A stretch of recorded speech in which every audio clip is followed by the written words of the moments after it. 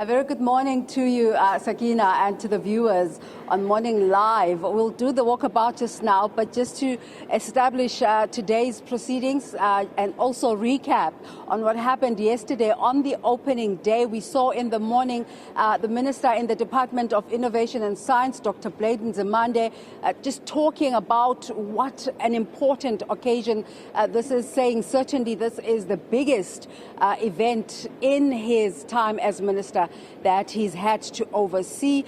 We also saw an opening there by President Cyril Ramaphosa alongside the President of the organization, Professor Tamas Freund, who's the president of the Hungarian Academy of Sciences. But President Ramaphosa just touching on the important scientific projects in South Africa, especially the SKA, and also talking about the fact that South Africa has now got that plant that just works on vaccines, although it started as a result of COVID, but now has gone broader in terms of responding to different challenges in the world.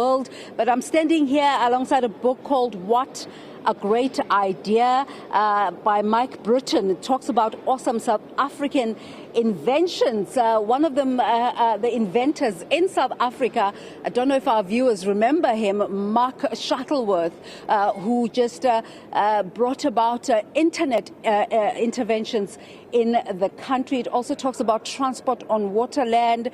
So those are some of the things that we will be looking at as we continue to talk about this event. The stand we're talking to you from is the South African Council of Natural Scientific Professions. It's a professional body for scientists in South Africa. So those are part of the delegates that are attending this event, delegates from all over the world. And we know that we're constantly seeing innovation in the world, in South Africa, on the continent.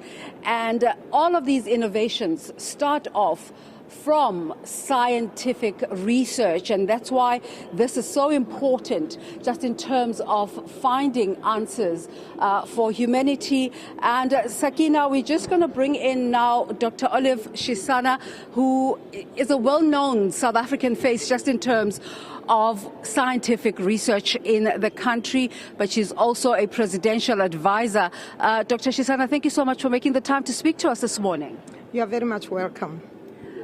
Just in terms of, I will speak about the event, but we're within AIDS month, and it's an important time in the country just in terms of research. How far are we in terms of scientific research regarding finding solutions to HIV/AIDS? First of all, I think it's important for us to understand the profile of countries in the SADC region with regard to HIV. Where do they stand from a scientific point of view? I must say I'm very encouraged to see that we are having a drop in incidence, in other words, in new infections. There's a big drop that is happening, with Eswatini leading very much in the top 5 in the world insofar as reducing HIV infections. South Africa is in that top 10 in terms of reducing HIV infections. But the reason for that decrease obviously is because of the inventions that have come in with regard to HIV in terms of treatment. The more people you treat, the fewer people you have who are infected with HIV. So we need to encourage people to continue to take their antiretroviral treatment because that will reduce new infections. Their chances of transmitting HIV are reduced. So poverty reduction, a very important thread of this event, trying to use science to positively respond to human challenges. That's the topic that you're talking on this morning at 9 a.m. Just take us into the content of your presentation.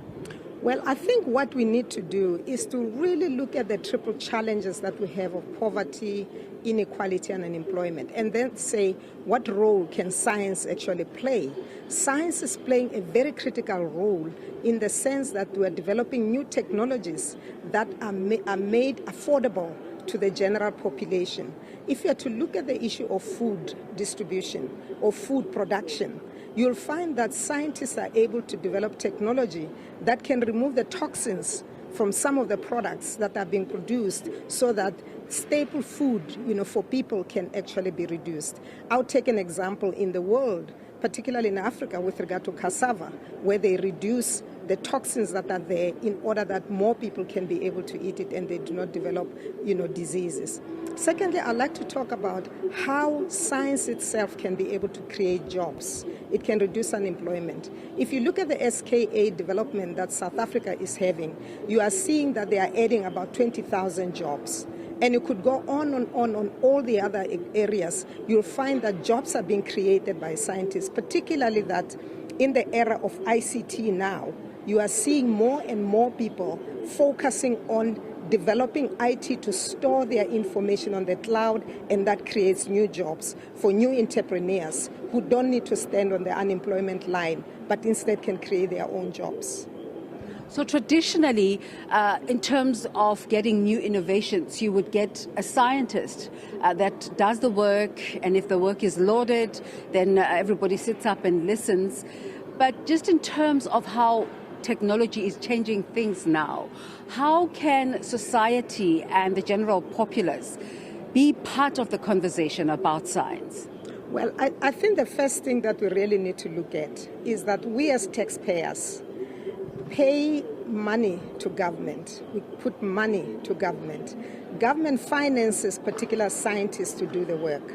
And when they finish doing that work, in the area of medical sciences, you'll find that they give that product to pharmaceutical companies.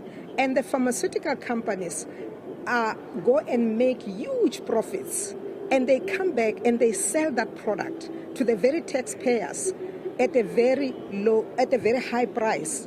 The very people who contributed to that science do not benefit as much as the few people that are in the pharmaceutical companies. And the public must start asking that question to say, what's going on with our money? We are putting money in here, but look at what's happening with our money. It's benefiting a few. Value for us. It's not creating value for us. And that is not just a South Africa issue, it's a global issue, that we need to be taking all around the world. We need to wrap just quickly. A South African viewer watching right now, what's the benefit of this kind of event for them? The benefit of this kind of event for them is to listen to how science can be able to influence the policies that will deal with the issues of inequality, for example. They need to know, will the information coming out of here from science assist the government in terms of policy and programming in order to reduce poverty, unemployment, and inequality. Dr. Olive Shisana is a well-respected scientist in South Africa and also a presidential advisor, just speaking to us about the importance of the World Science Forum. Thank you so much. Let's take it to a break now, and we'll be back after 9, continuing to have conversations about all of the delegates coming through to the World Science Forum and their participation.